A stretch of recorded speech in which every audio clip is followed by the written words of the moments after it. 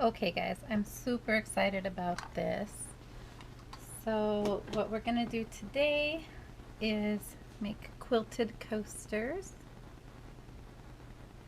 And we're gonna do this in SewArt on the hoop without ever having to sew anything ourselves or change out the cartridge.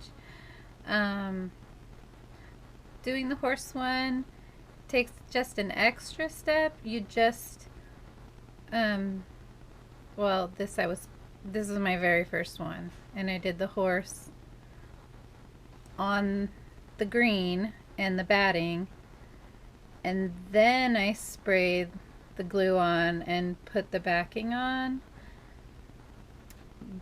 and then I had to do the design over it again to quilt it, but it ran through my horse. So you have to do a different design to quilt for the last piece and have it go around the horse if you want to do that, or if you don't care that it goes through your design, that's cool too. And then that's just some mess ups. So I'm going to show you how to do it in SewArt, and it's very simple and it's a lot of fun. So this is my latest one. I haven't trimmed around the edges because I think I want to put some bias tape around the edges and make it pretty. So this one is more of a grid than the other two were.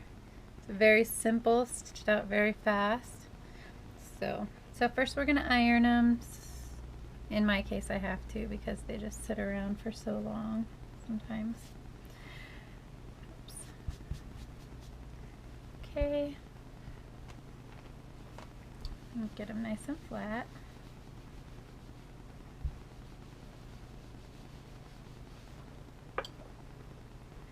And then I just set them aside. And then I have usually some cotton batting sitting around from leftover quilts and blankets. So I just try to get a little bit bigger than the actual square. And I'm using 5x5 inch squares because I have them handy. But 4x4s would work just as well. And you know, you can do these little quilted squares as much as you want. So I'm going to first glue, well actually, sorry, getting ahead of myself. Alright, so I'm going to iron it onto the cotton batting. Okay, so now that we've got these two together, this is going to be my bottom, this will be my top. I'm going to have my stabilizer. Let's see, that's very good for you. Alright, and I'm sorry about the angle. I'm still trying to get my comfort around all this.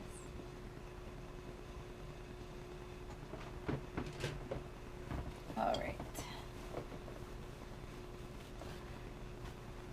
And I think it's helpful for every tutorial to let you guys know that I use polypropylene garden fabric to do all of my playing on, and sometimes when I'm doing garments that are darker, I actually use it any chance that I can for anything because it's so inexpensive and it's really strong. And it's slightly waterproof as well, so you can use it for outdoor things too. Okay, so now it's all hooped up, and I'm gonna cut off the edge.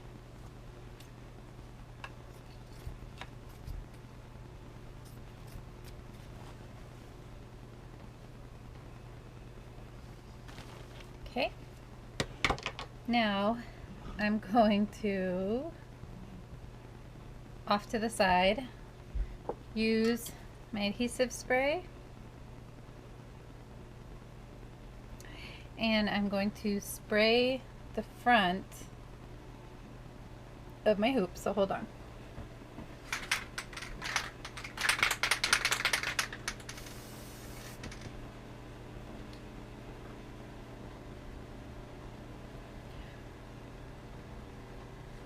Okay, so now that that's sprayed, I'm gonna place the batting portion directly on there, trying to center it as best as I can.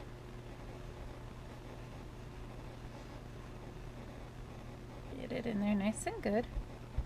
So that's all you need. Once you do your design, it's just gonna tamper it all down even better. So I'm gonna go off to the side and spray the backing on.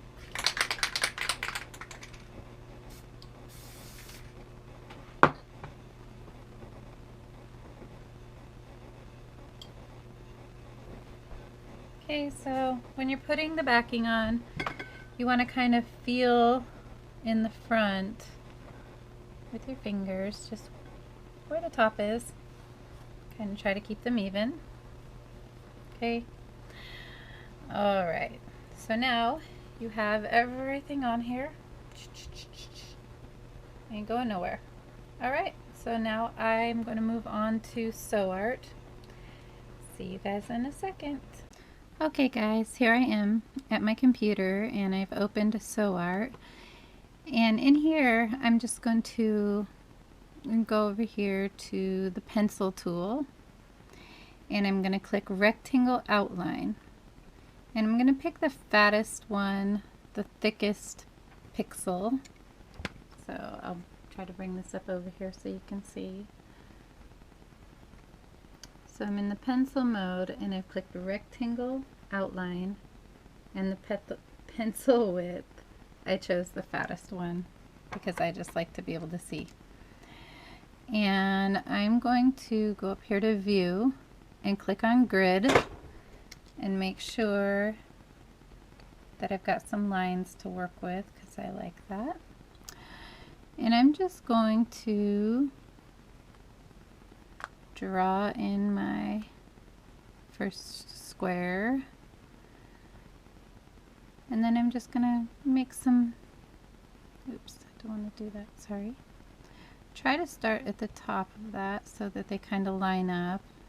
If not, the thread seems to want to dip down if the lines are too different, like if this is sitting on top instead of being a part of everything. Does that make sense? Okay, so I like to do kind of a crisscross, and you can do as much or as little as you want. This would be enough to hold the coaster down, to be honest with you. But I think it's really cool that we can get pretty intricate. So it's not perfect. I'm not perfect. It's still going to be a little fat around the sides. Okay.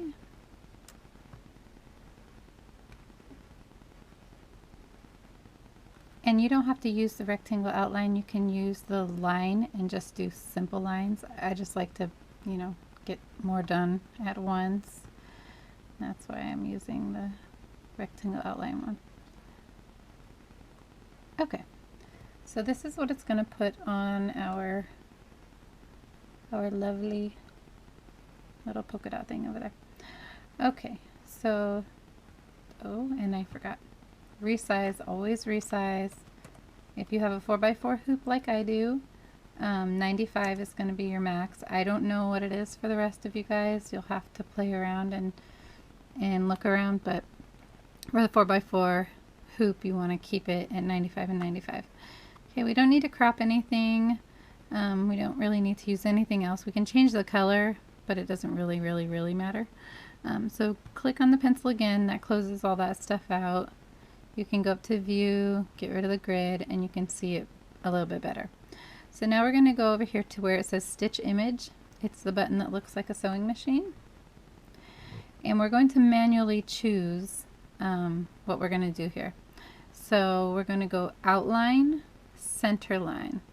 Okay, if we go outline border, it's going to put the stitch along the outside and along the outside and along the inside.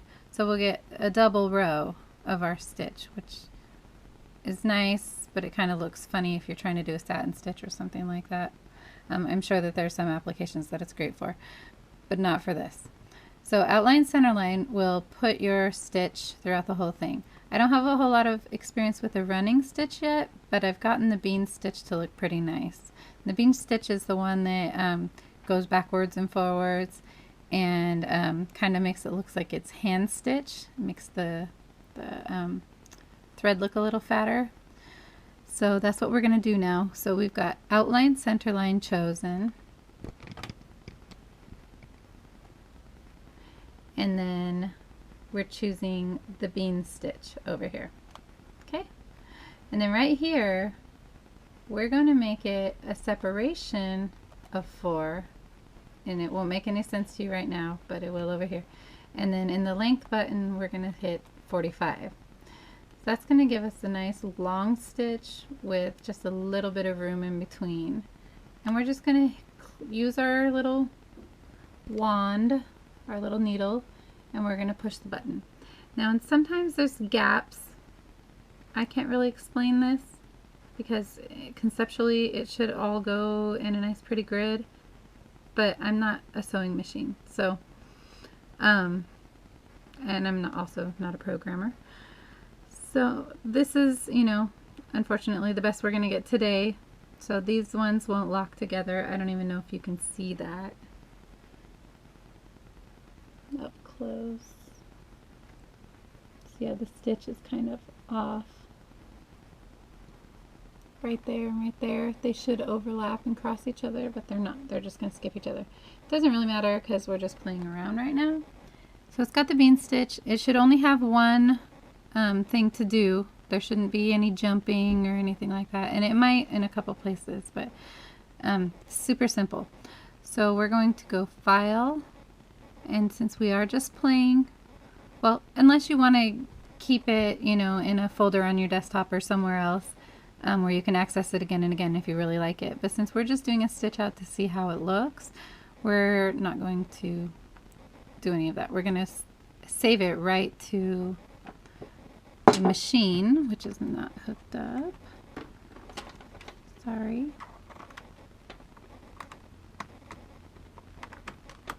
Okay.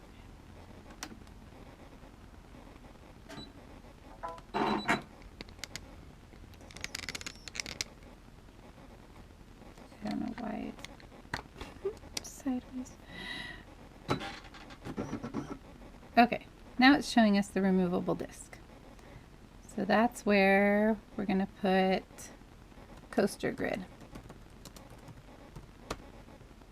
And make sure that your pattern size is under 100, so 94 and 94 for brother, for me. So then I'm going to hit save. It's going to save it in the removable disc and give us a little sew out up here. It's kind of a little cute grid. Alright, so now we're going to move over here. Now that it's all saved, we're going to go up here to our machine and we're going to push the upload. And the only thing that's available right now in my machine is this grid. So I'm going to just hit that button and upload it. I like to do the adjustment. I like to look at it because it gives me a kind of a better idea of what's going on the screen. And I like to make it bigger just so that I know that it's reaching all sides that it possibly can. Don't really need to do anything else. So we're going to go back out here to this screen. And so it's all ready to go. That's all ready to go. I've got pink in there, but I think that I'm going to change the thread out real quick. So I'm going to do that, and then I'm going to let it stitch out and show you guys the final result. Thanks. Okay, so you guys remember our cute little square, our little 5x5. I chose some really pretty blue thread, like a light blue, and there's the back. So I quilted it all the way through. Now all I need to do is take it off and cut around the edges and then trim it however I choose to. I think with this one I'm probably going to find some small bias tape to go around it. Well, probably for all the ones that I've done so far. But I think that you can probably just do a simple satin stitch on it or a blanket stitch around the edges and it would still just look adorable. I hope that this helped. If you guys have any questions, please let me know. I hope I didn't skip any part of that. Thanks again so much. Bye-bye.